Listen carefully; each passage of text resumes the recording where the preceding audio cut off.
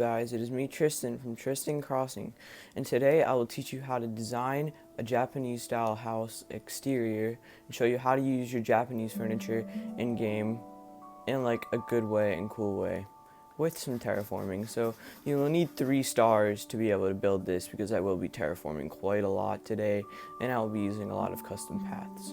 So let's get right into it. So first of all, I need to turn on the Island Designer app because whenever I start building, I always do the terraforming structures first. I don't know if it's just me or do you guys do that too. But yeah, I like to do my terraforming structures first. So my idea was I am going to make like a long strip of land behind my villager's house. Oh, by the way, this villager is Kabuki. He is a Japanese style cat. I will show you him on the map right now. So this is Kabuki. He's got like red lines and like he's got a white face, and I think he looks really cool. He's one of my favorite villagers in the game. So I decided to get him on my island, and I really like him. And I always had this idea to build him a Japanese style house with all these like bamboo trees and stuff. So that's what I'll be doing today. So first of all, I'm terraforming. I'm making a strip of land behind the house. It's going to be pretty thick because I like adding a 3rd layer. But actually, I don't think I'll be able to add a 3rd layer because I'm already pretty high up. So that's not going to be okay, but it's alright. We'll get around it. So yeah, this is the boring part, I guess you could say.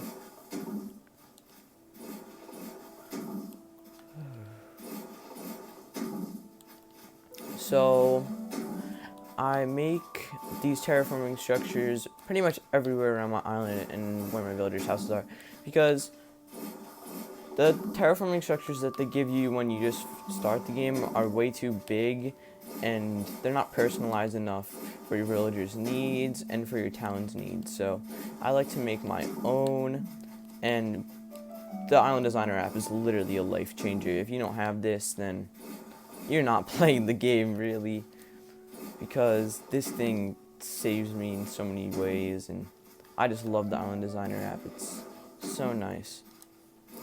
So I'm almost finishing the terraforming here. We're going to do a couple waterfalls next. I'm just making it so I can put some bamboo trees up there and all that nice jazz. I did not mean to do that. Okay. So this is the finished product of the terraformed mountain. I just need to round out some of the corners.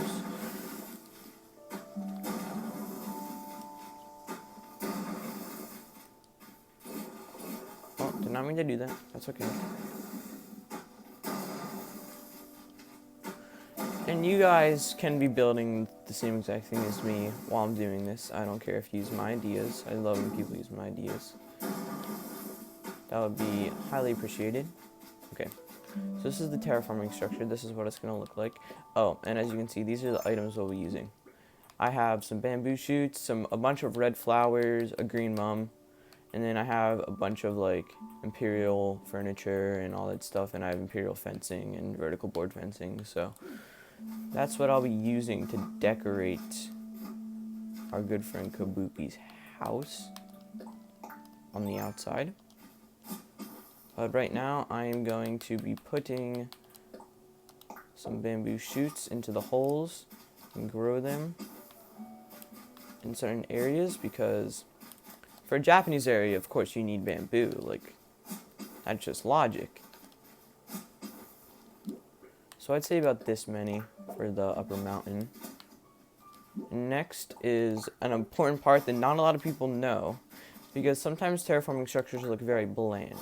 So what you want to do is you want to open up your Island Designer app, and you want to use some custom design paths that match your area. So I'm going to use some green and gray rocks and all that nice stuff to make my area look the best I think it can be. And I'm also going to use these brown mushroom steps because they look really nice, and I overall think they add a good touch.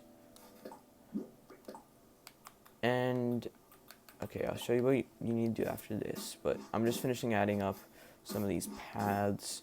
They look pretty nice up on this mountain. not gonna lie. So next what you're gonna want to do is you're gonna want to add flowers in patches that are all next to each other, but different types of flowers that are next to each other. So like red mum, red hyacinth, green mum. That's a good example.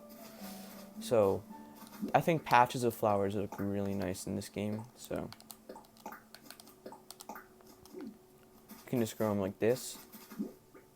And it don't always have to be patches of 3. I just like patches of 3 personally. And then this is about the finished product of your mountain. You just might want to add a little bit more terraforming paths than I did because, you know, I didn't add enough the first time. So I'm going to add some more mushrooms. Okay, so this is going to be the finished product of your mountain. I'll show you when all the flowers are grown in at the end of the video. But next, what I do is I add waterfalls. So I'm going to get out waterscaping tool. And I don't know if I can waterfall this. Alright, luckily I can. And then I'm going to waterfall. I think that's the only waterfall I'll need, to be honest. I'm just going to make it go all the way down the mountain.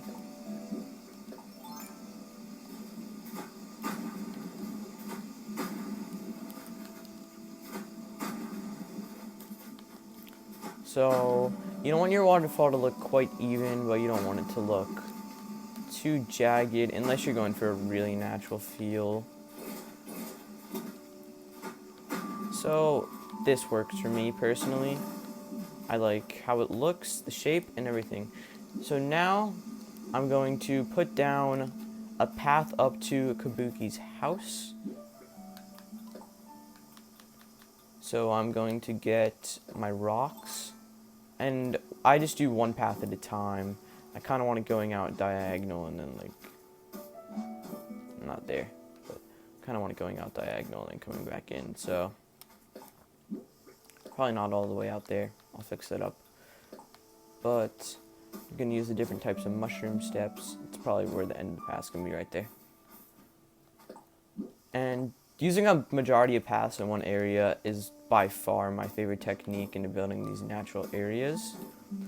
It just looks so nice, so that's a big tip for you guys. And I like having a variety of color in the path. See, like that looks nice.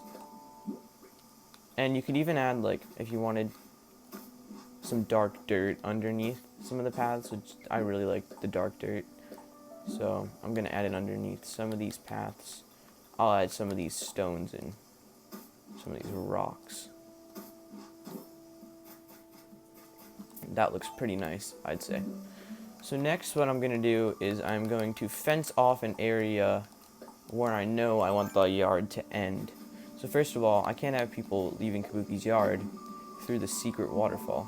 So gotta add that there, obviously. And then, of course, this might sound odd, but I don't want people falling off the cliff. That's not very odd, but I know people won't fall off the cliff, but let's think of real life here. I know Animal Crossing isn't real life, but I kind of like to think of it as real life. So I'm adding some Imperial fencing because it definitely matches Kabuki's vibe the most out of any fence in the game.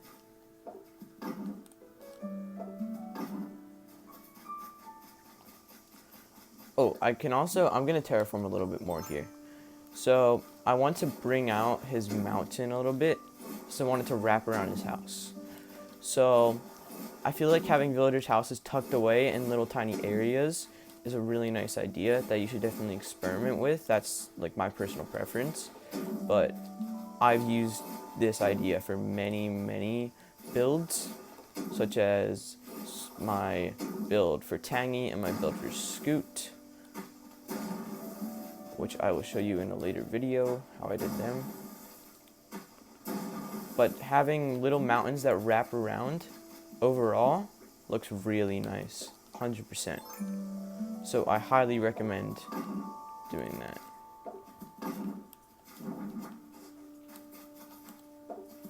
So this is where our yard is going to end. I just need to connect these fences. And then shabing shaboom, this is Kabuki's yard area.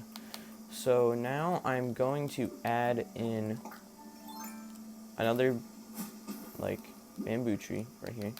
This bamboo, of course you need bamboo. It's a Japanese style yard. So I also like adding bamboo, or I'll also add some bamboo out of the frame right here, because that would probably look pretty nice. So I'm also again going to use the idea of adding certain flowers into certain areas that are different types of flowers but are very close to each other. So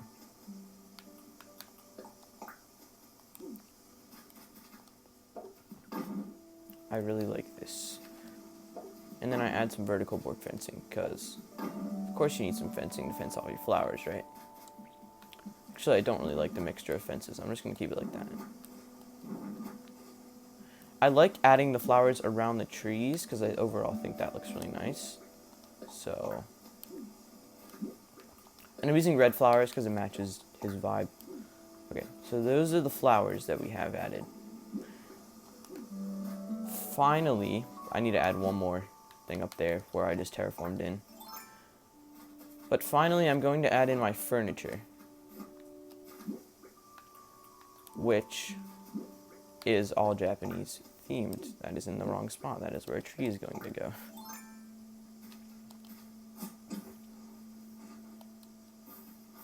Okay, right here. That's where the tree. Okay, so it's one last bamboo tree for the area, and then just add flowers. And of course, your paths, because paths are a lifesaver in this game. Again, I love repeating myself, don't I? Quality content. Okay, so now I'm going to add in my furniture. And the trick with furniture is, if you just put it on the ground normally, that's okay. But you usually want a path under it that matches the vibe of your area. So personally, the green rocks I really like. So I can put a little furniture piece right here. So probably paper lantern. See, look at that. Looks really nice. And now there's a little bit of texture underneath the rock. I can put a piece back there. Probably, I'd say the low table. So I'm going to use these rocks.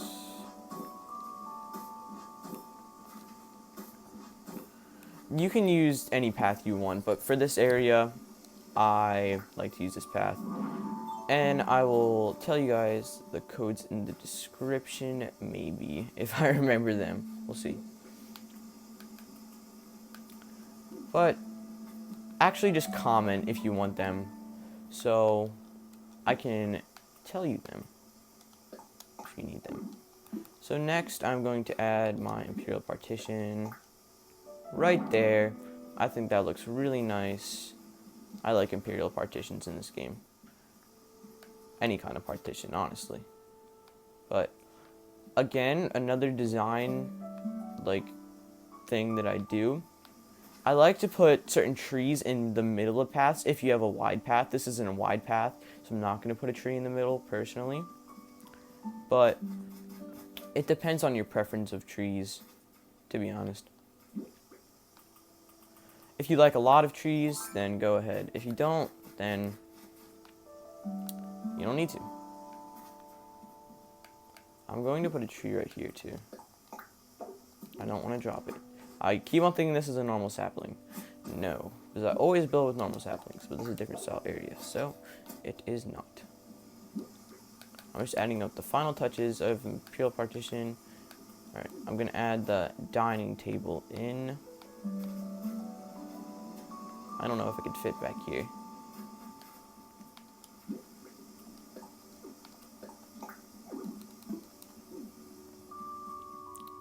Alright, hold up, I have an idea. Just kick some of this over. I didn't need to kick it over. I remembered I'm literally not following my own design choices.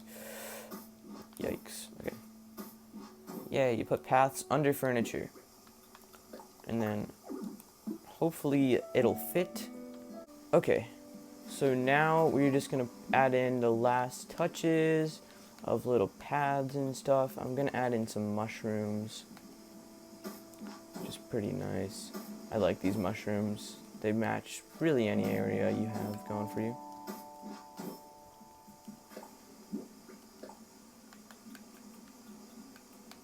I'm going to add some redstones. And that will be the complete area. I will show you when this is completely grown in. I just need to add a couple more flowers back here to finish the vibe up. And there you go. Now I'm going to show you the finished product. Okay guys, so this is how the finished area came out. I really like the vibe of the red flowers and all of the bamboo. Tell me in the comments if you like this area and what you learned from these tips and tricks. Okay, bye!